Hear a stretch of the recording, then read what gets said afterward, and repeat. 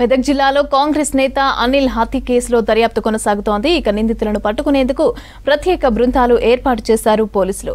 అనిల్ నిన్న రాత్రి కాల్పుల్లో మృతి చెందాడని, అతని శరీరంలో 4 బుల్లెట్లు ఉన్నాయని చెప్పారు ఎస్పీ శ్రీనివాసరావు. రోడ్డు ప్రమాదం జరిగిందని స్థానికులు సమాచారం ఇచ్చారని, కానీ కాల్పుల్లో అనిల్ మృతి చెందాడని నిర్ధారించారు. అన్ని కోణాల్లో దర్యాప్తు చేస్తున్నామని, త్వరలోనే నిందితులను పట్టుకుంటామని తెలిపారు ఎస్పీ. మండలంలోని పైతల గ్రామం చెందిన అనిల్ అనే వ్యక్తి నిన్న కాల్పుల ద్వారా హత్యకు గురవడం జరిగింది. నిన్న సాయంత్రం 10 నిమిషాలు జరిగింది. జరిగినప్పుడు ప్రిన్సిపల్గా గ్రామస్తులంతా అది యాక్సిడెంట్ ద్వారా జరిగిందని అంటున్నారు. యాక్సిడెంట్ అని చెప్పి మనకు కంప్లైంట్ చేయడం జరిగింది. ఇమీడియట్గా బాడీ షిఫ్ట్ చేశాము గవర్నమెంట్ హాస్పిటల్కి. చేసిన కాలంలో మన ఎస్ఐ వాళ్ళు గమనించినప్పుడు అవి బుల్లెట్ గాయాలాగా అనిపించినాయి. ఇమీడియట్గా మళ్ళీ ఒకసారి వచ్చి క్రైమ్ వచ్చి సెట్ చేశాము. సెట్ చేసిన క్రమంలో మనకు 4 ఎంపీ కార్టేజ్ లభించింది.